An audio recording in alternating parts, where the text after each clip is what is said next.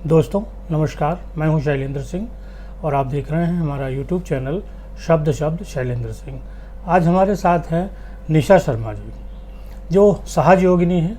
सहज योग का आप लोगों ने नाम सुना होगा, लेकिन जो विस्तार से उसकी जानकारी है उसके लिए आज हम निशा जी के साथ हैं। वो आपको समझाएंगी कि सहज योग क्या है, किस तरीके से ये लोगों को मदद करता है।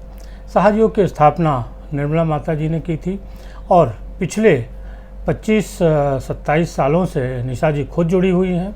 आज वो देश विदेश में उनके जो सहज योग को समझाने का काम करती हैं, सहज योगिनी के रूप में वो विख्यात हैं और आज हमारे साथ हैं। ये हमारे लिए एक सुखद अनुभूति है, हमारे लिए बहुत सुनहरा पल है। हम बात करते हैं निशा जी से। निशा जी, आपका बहुत बहुत स्वागत है। नमस्कार भैया जी। सबसे पहले तो लोगों का यही सवाल होता है कि सहज योग क्या है। नॉर्मली तो लोग विज्ञापन और उन सब चीज़ों से देखते रहते हैं, कार्यक्रमों में जुड़ते रहते हैं। थोड़ा डीपली बताइए सहज योग क्या है। सहज का अर्थ है सह माने साथ में, ज माने जन्म हुआ, योग माने आत्मा की परमात्मा से एकाकारिता। जो चीज़ हम अपने साथ ही लेकर पैदा हुए हैं उसका आत्मा का परमात्मा से जुड़ना योग कहलाता है। ये योग शारीरिक नहीं है, ये आत्मा से संबंधित एक ध्यान अवस्था है जिसका नाम है योग। तो योग को हम बहुत साधारण तरीके से, बहुत सहजता से प्राप्त कर सकते हैं, क्योंकि जो परमात्मा ने हमारे शरीर की रचना की है वो रचना अपने आप में संपूर्ण है, उसमें कहीं भी कोई अधूरापन नहीं है। उनकी रचना के उनके जो कार्य है परमात्मा का, वो कार्य इतना सुंदर, इतना सहज है कि जैसे ही हमारा अटेंशन हम अपनी ओर लेके जाते हैं, अपने सिस्टम, अपनी आत्मा या अपने अंदर अंतर्मुखी होकर ध्यान करते हैं, तो स्वतः कुंडलिनी माँ जागृत हो जाती हैं।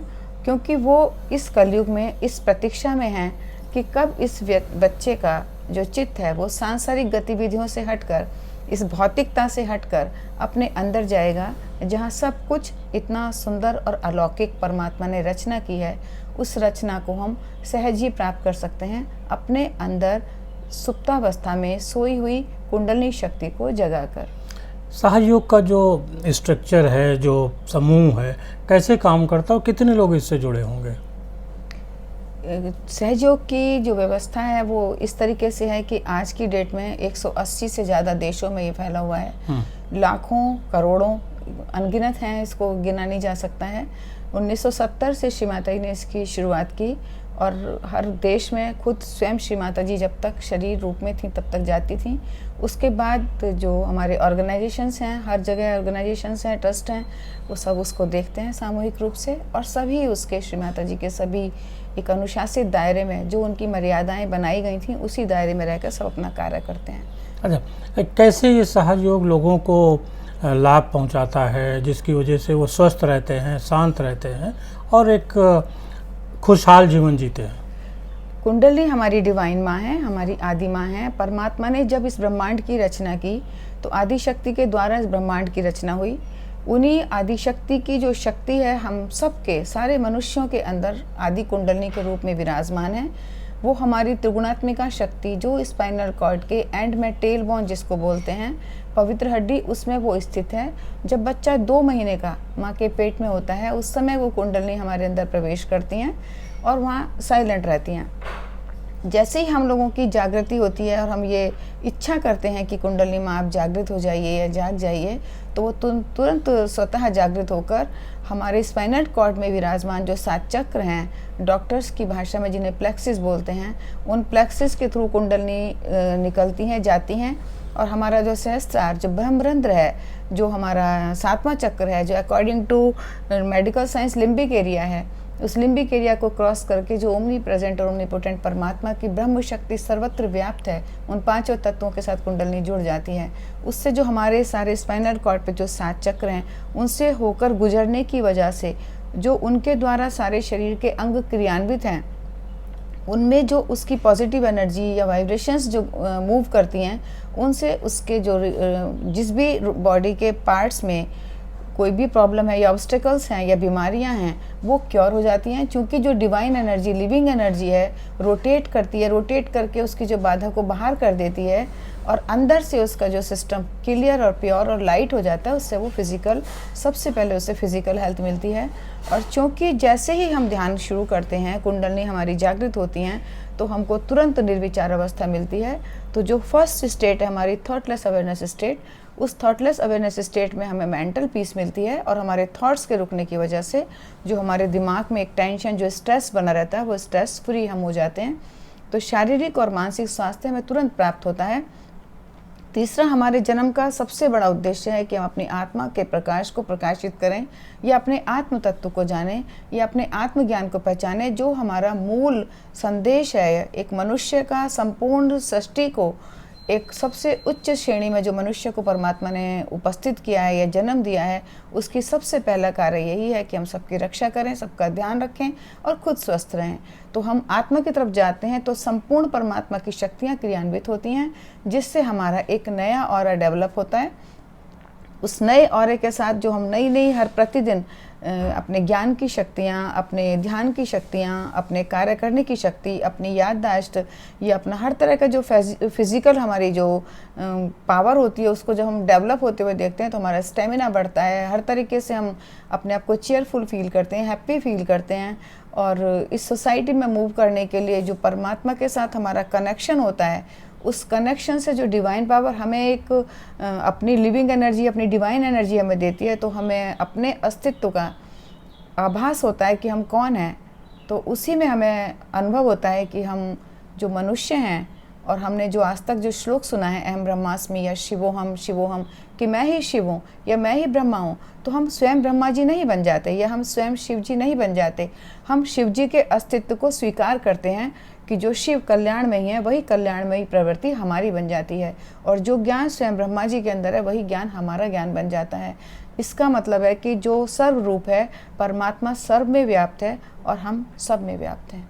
तो सब में हम हैं और हम में सब हैं। तो आप एक डिवाइन पावर भी आप के पास आती है, कुछ डिवाइन पावर ऑटोमेटिकली डेवलप हो जाती हैं, हमें पता भी नहीं चलता कि कब कौन सी पावर हमारे साथ है। श्री माता जी बोलती थी कि जब आप इस रास्ते पे चलते हैं तो जो गाना नहीं जानता वो बहुत अच्छा सिंगर बन जाते हैं, जो राइटर नहीं होता वो बहुत अच्छे राइटर बन जाते हैं, जो पोइट नहीं होता वो पोएम्स लिखने लगते हैं। बहुत तरह की पावर्स हमारे अंदर आती हैं, क्योंकि हमारा संबंध स्थापित होना शुरू हो जाता है इस योग के द्वारा। आप भी डिवाइन पावर को अपने अंदर फील करती हैं? हमेशा, जब भी हम ध्यान करते हैं और जब भी हम श्री माता जी का आवाहन करते हैं, या जो भी हम सनातन धर्म के होने के कारण जिसके भी हमने स्वरूप को देखा है, उसी साकार रूप में जब भी हम जिसका भी आह्वान करने की इच्छा करते हैं, तो हम उस शक्ति को हमेशा अपने साथ अनुभव करते हैं कि जो भी हमारे प्राचीन समय से हम सुनते आए हैं, कथाओं के माध्यम से, ग्रंथ के माध्यम से, हम अपने महाकाव्यों के माध्यम से, वो सब शक्तियाँ आज भी इस संसार में उपस्थित हैं। इनसे समाज को कैसे उनका भला होता है? समाज का, समाज इतनी अव्यवस्था में जीता है, इतना अराजक तत्वों के साथ इस समय इतना कठिन दौर से गुजर रहा है। समाज क्या, हमारा देश क्या, या संसार क्या, क्योंकि जो मनुष्य है उसका अपने मस्तिष्क से संतुलन टूट गया है, या उसका कंट्रोल टूट गया है। वो जिस चीज़ को सत्य समझ रहा है वो असत्य है, और जो असत्य है वो सत्य है। तो मनुष्य जैसे ही इस जो भेड़ चाल है, या पैसे के पीछे पागलपन है, या भ्रष्टाचार है, या एक दूसरे के साथ कंपटीशन है, या नीचा दिखाने की भावना है, तो वो अपने जो मूल अस्तित्व है आत्मा का, जिसका सबसे बड़ा एक गुण ही प्रेम है, उस प्रेम से ही वो वंचित हो गया है। वो प्रेम समाज में, परिवार में, सब जगह कहीं गायब हो चुका है, क्योंकि वो खुद से दूर चला गया है। जैसे एक व्यक्ति अपने आप से दूर जाता है तो वो सिर्फ दौड़ता रहता है, वो ये भूल जाता है कि वो कौन है। तो खुद की पहचान करने के लिए आत्मा पर आना, और आत्मा पर आने के लिए ध्यान करना अति आवश्यक है। सहज योग बहुत ज़रूरी है। तो दोस्तों, निशा जी ने देखिए सहज योग के बारे में बताया। आप लोग जुड़ सकते हैं, हम उनका डिस्क्रिप्शन बॉक्स में जो कॉन्टैक्ट है वो दे देंगे, और सहज योग के साथ जुड़कर अपने जीवन को सरल बना सकते हैं।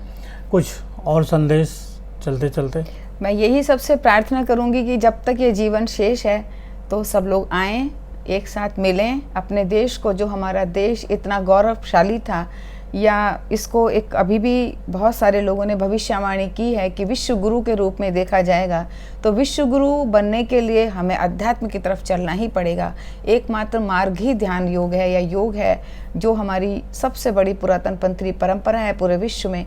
उसी का हाथ पकड़ के अपनी नैतिकता को लेकर, अपने आचरण को लेकर, अपने धर्म के साथ खड़े होकर, अपने आत्म धर्म के साथ खड़े होकर हम विश्व गुरु बन सकते हैं। इसमें कोई दो राय नहीं है। और सभी को मैं सबसे आह्वान करती हूँ कि सब लोग आएँ, और जहाँ पर भी जिससे भी जुड़ना चाहें, पूरे विश्व में ये है, इसके सब जगह इसके केंद्र हैं। आप आ सकते हैं, मिल सकते हैं, नहीं तो YouTube के माध्यम से भी आप ऑनलाइन भी मेडिटेशन कर सकते हैं और अपने आत्म साक्षात्कार को पा सकते हैं। और आत्म साक्षात्कार श्री कृष्ण भगवान ने अर्जुन को बोला था कि मैं तुम्ही को, अपने पूरे जीवन काल में श्री कृष्ण ने केवल अर्जुन को आत्म साक्षात्कार दिया।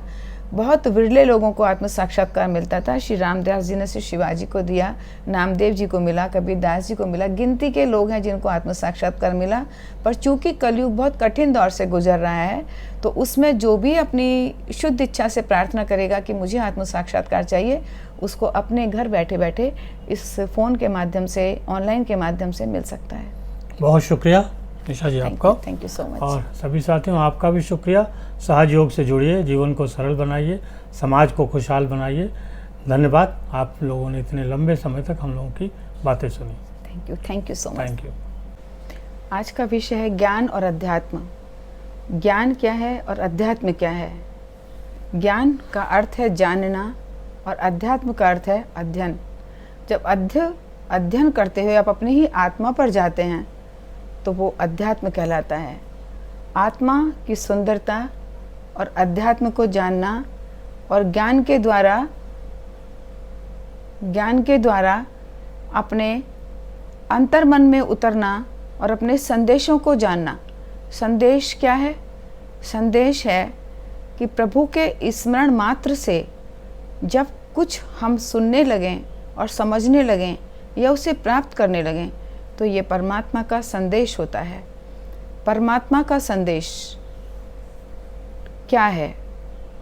एक व्यक्ति विशेष के रूप में अगर कहें तो परमात्मा का संदेश है अपने आप को निरंतर निहारते रहना, अपनी प्रवृत्ति को जगाए रखना, अपने ज्ञान में उतरना, अपनी समस्त चाहतों से ऊपर उठना, अपनी इच्छा और अनिच्छा के अधीन कार्य ना करना, और पूर्ण समर्पण। जब पूर्ण समर्पण आ जाता है तो आप परमात्मा के चक्षु खुल जाते हैं। परमात्मा के चक्षु खुलने मात्र से जो दिव्यता दिखाई देती है, वो दिव्यता ही परमात्मा का स्वरूप है। कैसे जानेंगे हम परमात्मा का स्वरूप? परमात्मा का स्वरूप जानने के लिए एकाग्रता आवश्यक है। जैसे ही हम एकाग्र चित्त बैठते हैं, एकाग्र चित्त होने मात्र से हमें जो भव्य दृष्टिगोचर होता है, वह पहचान है परमात्मा के दिव्य दर्शन की। दिव्य दर्शन क्या है? अपनी अनुभूति के माध्यम से अपनी आत्मा के दर्पण में सुंदर अलौकिकता को देखना, अपने व्यक्तित्व को पूरी तरह से डिसॉल्व होते हुए देखना, अपनी आत्मा का दृष्टिगोचर है। मुख क्या है? मुख एक व्याख्यान करने का माध्यम है। मुख से प्रकट होती हुई जो वाणी है, वो देव वाणी है। अगर निरंतर परमात्मा के साथ संपर्क में हैं तो वो देव वाणी कहलाती है।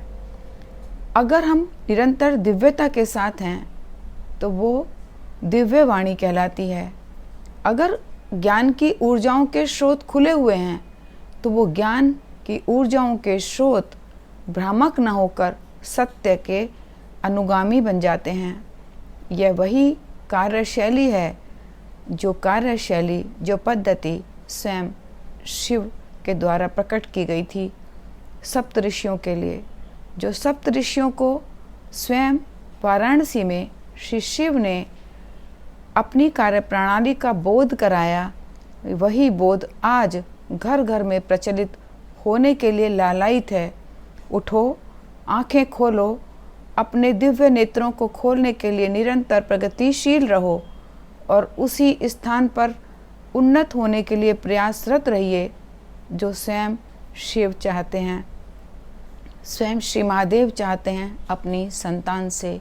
हम उन्हीं शिव की संतान हैं, उन्हीं के वंशज हैं, उन्हीं के कार्य करने के अधिकारी हैं। यही उनका सबसे बड़ा आशीर्वाद है।